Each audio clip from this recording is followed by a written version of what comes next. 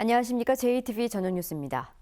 한동안 잠잠하던 AI가 전남 해남과 충남 청양에서 다시 발생해 고창의 일부 오리 농가에 이동 제한 명령이 내려졌습니다.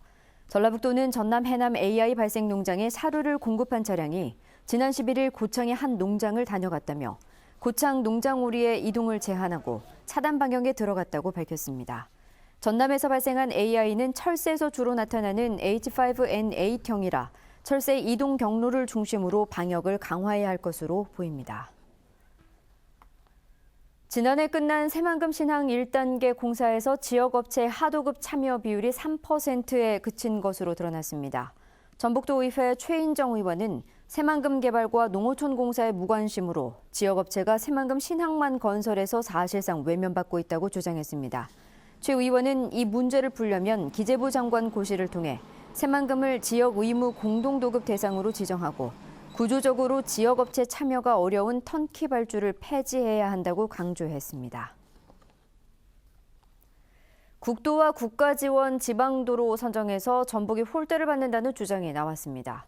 전북도의회 한완소 의원은 지난해부터 2020년까지 제4차 국도 국지도 5개년 계획에 전북의 경우 13구간이 반영됐지만 이 가운데 6구간만 신규 노선으로 경북의 12% 수준에 불과하다고 밝혔습니다. 한완수 의원은 또 제3차 국도 국지도 계획에서 전북은 계획된 사업비의 8.7%만 예산에 반영됐다며 예산 확보를 위한 노력을 촉구했습니다.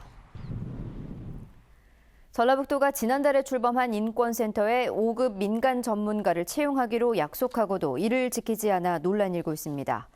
전북도의회 허남조 의원은 9명으로 구성된 인권센터에 제대로 된 인권보호 전문가가 없어 전북인권센터가 공무원들의 자리만 늘린 꼴이 됐다고 비판했습니다. 허 의원은 서울의 경우 3명, 광주와 충남은 각각 2명의 인권 전문가를 5급 이상의 책임자로 채용했지만 전라북도는 센터 운영 능력이 떨어지는 7급 민간 전문가 1명만 채용한 뒤 추가로 5급 전문가를 영입하지 않아 인권보호에 소홀하다고 주장했습니다. 전북인권센터는 또 출범 한 달이 지나도록 상담실을 갖추지 못해 제대로 된 상담을 못하고 있습니다. 더불어민주당 전북도당이 오는 4월 12일 보궐선거로 치러질 전주시 서신동 도의원 선거에 후보자를 공천하지 않기로 했습니다. 서신동 지역구는 뇌물수수 혐의로 구속된 강영수 전 도의원이 의원직을 사퇴해 보궐선거가 치러질 예정입니다. 더민주는 2015년에 개정된 당헌 당규에서 당원이 부정부패 등으로 직위를 상실해 재보선을 실시할 경우 해당 선거구에 후보를 추천하지 않기로 해 이를 전주시 서신동 도의원 선거에 처음으로 적용한다고 밝혔습니다. 그러나 선거법 위반 혐의로 재보선이 치러질 완주군 고산, 비봉, 화산 선거구의 경우 당원이 부정부패를 저지르지 않았기 때문에 해당 선거구의 후보자를 공천한다고 설명했습니다.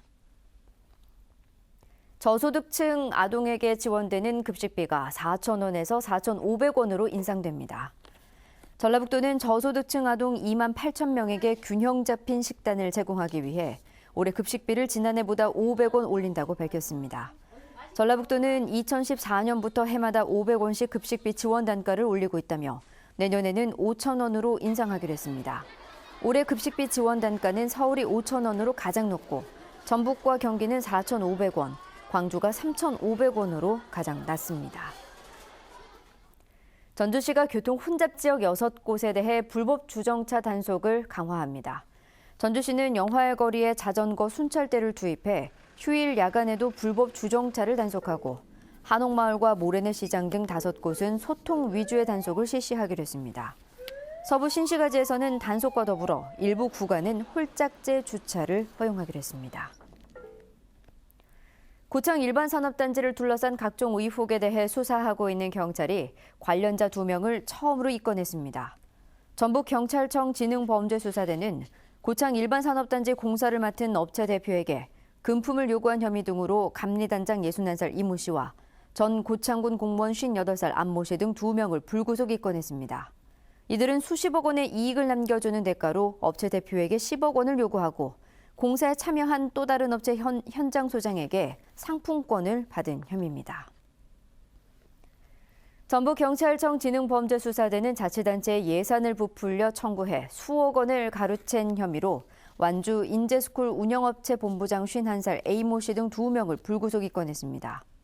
이들은 2년 전 완주 인제스쿨 운영업체를 선정한 뒤 강사비 등을 부풀리는 수법으로 완주군의 예산을 과다 청구해 4억 원가량을 챙긴 혐의입니다.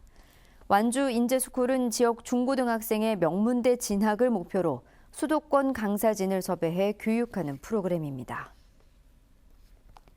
전북은 오늘 지난이 2.2도, 전주는 5.2도에 머물고 바람이 불면서 추웠습니다. 내일도 맑겠지만 여전히 춥겠습니다.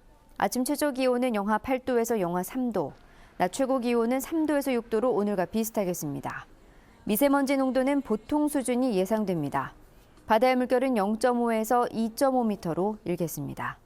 전주기상지청은 주말인 모레부터 평년 기온을 되찾으면서 추위가 풀릴 것으로 내다봤습니다. JTBC 8시 뉴스 예고입니다. 고창 일반산업단지 조성 과정에서 금품 요구와 갑질 의혹을 수사하던 경찰이 감리단장과 전 고창군청 공무원을 불구속 입건했습니다. 업체 현장 소장의 법인카드를 멋대로 쓰고 상품권을 받은 사실이 드러나 파장이 커질 것으로 보입니다.